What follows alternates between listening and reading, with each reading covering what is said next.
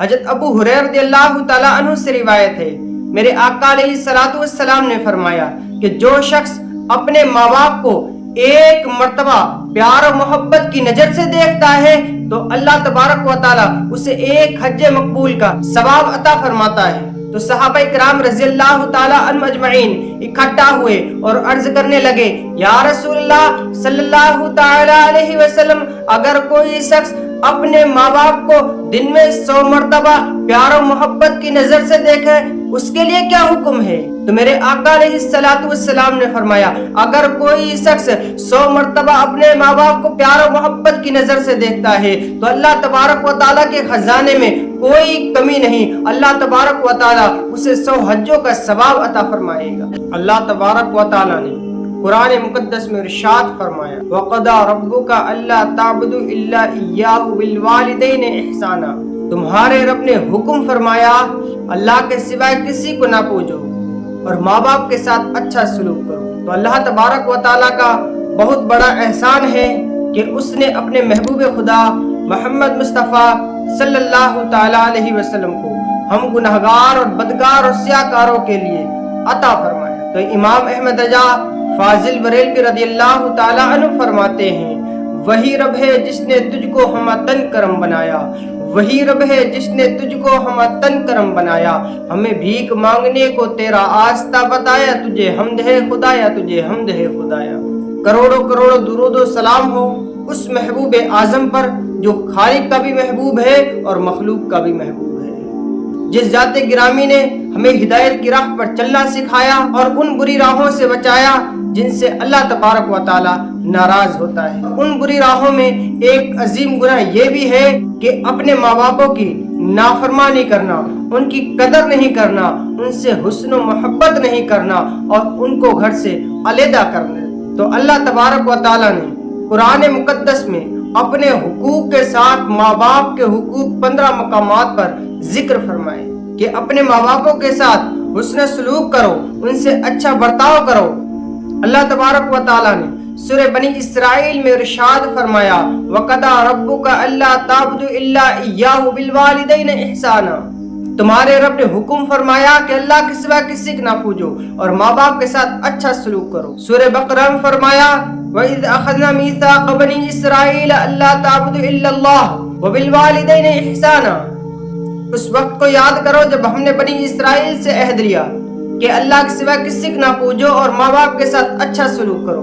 سورہ نساء میں فرمایا، وَاعْبُدُوا اللَّهَ وَلَا تُشْرِكُوا بِهِ شَيْئًا وَبِالْوَالِدَيْنِ إِحْسَانًا، اللہ کی بندگی کرو اور اس کا شریک کسی کو نہ ٹھہراؤ اور ماں باپ کے ساتھ اچھا سلوک کرو۔ میرے عزیز دوستوں اور بزرگوں، اللہ تبارک و تعالیٰ نے کس قدر ماں باپ کے مقام و مرتبہ کو بیان کیا ہے ان آیات میں دیکھا ہوگا اللہ تبارک و تعالیٰ نے۔ تو ہمیں چاہیے اپنے ماں باپوں سے محبت کریں، ان سے الفت و محبت رکھیں۔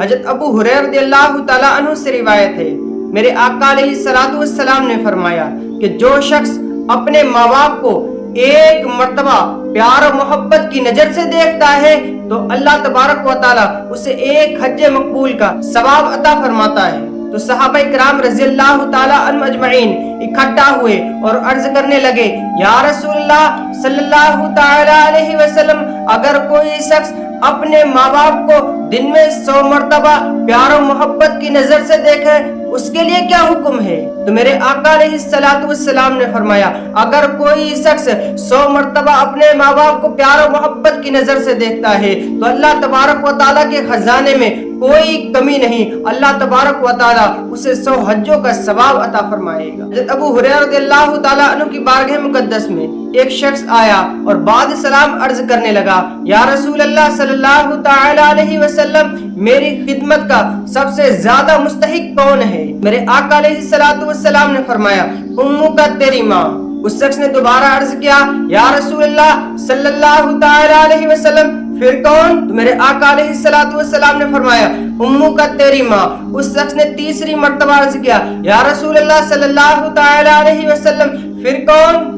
تو میرے آقا علیہ الصلوۃ والسلام نے فرمایا، امک تیری ماں۔ اس شخص نے چوتھی مرتبہ عرض کیا، یا رسول اللہ صلی اللہ تعالیٰ علیہ وسلم، پھر کون؟ تو میرے آقا علیہ الصلوۃ والسلام نے فرمایا، ابو کا تیرا باپ۔ میرے عزیز دوستوں اور بزرگوں، یہاں سے معلوم یہ چل رہا ہے کہ 3 درجے ماں کے ہیں اور 1 درجہ باپ کا ہے، یعنی کہ باپ جنت کا دروازہ ہے، ماں جنت کی کنجی ہے۔ حضرت عائشہ صدیقہ رضی اللہ تعالی عنہا عرض کرتی ہیں، یا رسول اللہ صلی اللہ تعالی علیہ وسلم، عورت پر سب سے بڑا حق کس کا ہے؟ تو میرے آقا علیہ الصلوۃ والسلام فرماتے ہیں اس کے شوہر کا۔ تو حضرت عائشہ صدیقہ رضی اللہ تعالی عنہا دوبارہ عرض کرتی ہیں، یا رسول اللہ صلی اللہ تعالی علیہ وسلم، مرد پر سب سے بڑا حق کس کا ہے؟ تو میرے آقا علیہ الصلوۃ والسلام فرماتے ہیں اس کی ماں کا۔ میرے عزیز دوستوں اور بزرگوں، میں آپ کو ایک واقعہ اور بتاتا چلوں۔ ایک شخص میرے آقا علیہ الصلوۃ والسلام کی بارگاہ مقدس میں آیا اور عرض کرنے لگا، یا رسول اللہ صلی اللہ تعالی علیہ وسلم، میں نے جنگ میں جانے کا ارادہ کیا ہے اور میں آپ صلی اللہ تعالی علیہ وسلم سے مشورے کے لیے حاضر ہوا ہوں۔ تو میرے آقا علیہ الصلوۃ والسلام نے فرمایا، کیا تیری ماں زندہ ہے؟ تو اس صاحب رسول نے عرض کیا، یا رسول اللہ صلی اللہ تعالی علیہ وسلم، ہاں میری ماں زندہ ہے۔ تو میرے آقا علیہ الصلوۃ والسلام نے فرمایا، اپنی ماں کی خدمت میں لگے رہو، اس لیے کہ جنت ماں کے قدموں کے نیچے ہے۔ حضرات، ہم نہ جانے کہاں کہاں مارے پھرتے ہیں، بلکہ کون کون سے دروں پر ٹھوکریں کھاتے پھرتے ہیں، بلکہ جنت ماں کے قدموں کے نیچے ہے۔ ہمیں چاہیے اپنے ماں باپوں سے حسن و سلوک کریں، ان سے محبت رکھیں، ان سے الفت و محبت رکھیں، اور اگر کوئی شخص اپنے ماں باپ کو ایک کو بھی دیکھتا ہے، پیار و محبت سے دیکھتا ہے، تو اللہ تبارک و تعالی اسے 1 حج مقبول کا ثواب عطا فرماتا ہے۔ تو اللہ تبارک و تعالی سے دعا ہے کہ ہم اپنے ماں باپ کی خدمت کرنے کی توفیق عطا فرمائے۔